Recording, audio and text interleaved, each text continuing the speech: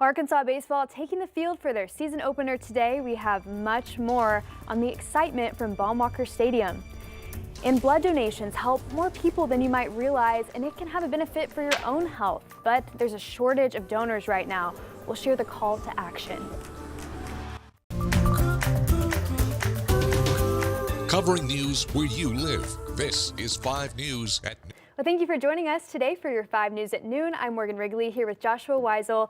And happy Valentine's Day. Also, happy Razorback baseball opening day. All things considered, it's not the worst forecast today. Yeah, it's going to probably feel a little bit better than it was yesterday at the game. And, you know, Razorback fans, they're just going to show up anyways, regardless of the temperature. So enjoy the game. It's going to be a little bit on the chilly side. We'll take a look at those temperatures across the area, and you can see it's not as bad as it was yesterday. We have some 30s across the area, some 40s, so it's relatively mild. We have a south wind that's going to make it feel a little bit warmer today, so that's some good news there. Elsewhere around the region, right around the 30s and 40s across the area right at this noon hour. So make sure you have a jacket. It's going to be chilly throughout the day. The feels like temperatures will continue to be on the chilly side. We're going to be in the 30s, so not those teens that we saw yesterday, but keep in mind it's still going to be fairly chilly across the area. River Valley is going to feel a little bit warmer, so just enjoy that little warming trend while it lasts. So we have a lot to talk about. It's going to be a little bit warmer today, and then rain chances come later tonight into tomorrow, and then our next active system is on the way early next week. I'll have more on that coming up. Thank you, Joshua. Well, baseball season is here in Fayetteville. Today's opening day for the Razorbacks, and 5 News sports reporter Parker Abels is live at Baum-Walker right now as the game just got going. Parker, what's it like there? Hey, Morgan. Yeah, it is a packed crowd here. Fans are already piling in. They're all in the stadium by now, but it's going to be a good season as a bunch of fans are here to see this new 2025 Hog team take on the Washington State Cougars here in Game 1. Now, the Hogs come into this season ranked 5th in the nation. However, that's only 3rd in the SEC. Today, fans we'll get to see the preseason SEC Pitcher of the Year take the mound in righty Gabe Gackle for the first time since his solid year last year, and he will be taking on Hagen Smith role as the ace. So much to live up to, and of course, when the new season starts, the excitement is always in the air. And so it's time to look ahead, and for Coach Dave Van Horn, he describes it as a potential challenging season, but he mentions that with the start of a new year, the team can finally put aside the devastation from last year and focus on the now. Pretty much everybody in our clubhouse is excited to get this season underway and see what this team can do. I think the schedule is extremely challenging, and there's really not too many games on there where you're just going, yeah, we'll win that one. You know, when you start a new season, you kind of push the one from the year before behind you, and it was a great year last year. Just didn't finish, the way we wanted it. So another opportunity. Well, like I said, Game 1 at the friendly confines just got going, but we got a doubleheader today as Game 2 today is going to take place about 30 to 45 minutes after the conclusion of Game 1. So if you still want to make your way down to Baum-Walker, you got plenty of time to see at least 9 good innings of baseball. Well, from Baum-Walker Stadium, Parker Abels, 5 News Sports. All right, Parker, thank you. Well, new at noon, today, Governor Sarah Huckabee Sanders announcing her higher education reform bill known as Arkansas Access. It's a bill modeled after the Arkansas Learns Act and is an overhaul of the state's higher education system.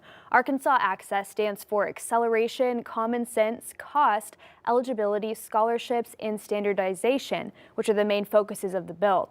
The governor says the system will be streamlined to focus on enrollment, enlistment, and employment to make sure students have high quality and affordable options for education. She also says this overhaul of the higher education system is aimed to help people get education to be better prepared for their future careers. And Arkansas lawmakers have passed a bill that guarantees free breakfast for all public school students in the state. It's now passed in both the House and the Senate and will set aside $15 million to pay for the breakfast. The kid who's hungry and their stomach hurts because they didn't eat all weekend, they just lay their head down. They're not learning. They're just waiting until lunch. This bill aims to ensure that every Arkansas student gets a free breakfast, gets a meal to start their day. If the governor signs the bill, the program will start this fall. And the Arkansas House also passed a bill that will force Arkansas public schools to have a policy keeping cell phones out of the classroom. This now heads back to the Senate to approve some amendments added in the House that provide exceptions for school-issued devices like tablets. And we continue to follow a proposed bill in Arkansas legislature that looks to prohibit some restrictions on the regulation of short-term rentals. The bill passed a House committee. It's now heading to the House floor. One Fayetteville city attorney says the city's short-term rental allowance helps protect the rights of all citizens and adds that if passed, the bill would tie the hands of local municipalities. Supreme Court has said many times it's not some sort of absolute right. You can do anything you want to with your property, because your neighboring property owners have rights too. However, some support the freedoms this bill could give property owners. We'll continue to follow this as it moves through the legislature. And Keytronic, a clean tech manufacturing company, is setting up shop in Springdale and bringing with it 400 new jobs. The company plans to invest more than $28 million into a new facility over the next 5 years. Keytronic says the available opportunities will include professional and administrative staff, assembly warehousing, manufacturing, and more. The news comes after the Cargill poultry plant in Springdale shared it will close in August and lay off 1,100 workers. The Springdale Chamber of Commerce expects the site will be up and running by July. And happening now, the organization called Our Blood Institute, which serves hospitals in the River Valley, is declaring an ongoing blood emergency. They're saying winter weather and a spike in flu cases has greatly impacted donor turnout and put them in a deficit. The 17 donor centers are currently 2,000 units short to replenish the local blood supply, which does not include the 1,200 donations required daily. Right now, the Fort Smith Center is aiming for 130 to 140 people to donate every day over the next week. Not denying anybody right now. We're trying to rearrange places, hospitals that are bigger get more, hospitals that are smaller get less. But what if we don't fix this problem, then yes, it could get to critical point to where some people will be denied. In Northwest Arkansas, Community Blood Center of the Ozarks says their blood reserves are okay for right now, but they say they're encouraging people to donate due to the threat of winter weather next week that could cancel several area blood drives. For a list of centers and their hours, you can visit our website. That's 5newsonline.com. And we're remembering the life of a former Arkansas governor. Jim Guy Tucker died at the age of 81 on Thursday. He was born in Oklahoma City and raised in Arkansas. He graduated from Harvard University in 1964 and received a law degree from the University of Arkansas in 1968. Tucker served as Arkansas's 43rd governor until 1996, when he resigned following a conviction that emerged from the Whitewater investigation. Tucker also led as the Lakeview case upended the way the state funded public schools. Fellow Democratic Governor Mike Beebe saw Tucker's work during that time as an example of his commitment to the state. He was always straightforward. There was no guile there. He told it just like he saw it. Tucker's daughter said he died from ulcerative colitis, which, along with another disease, forced him to get a liver transplant in 1996.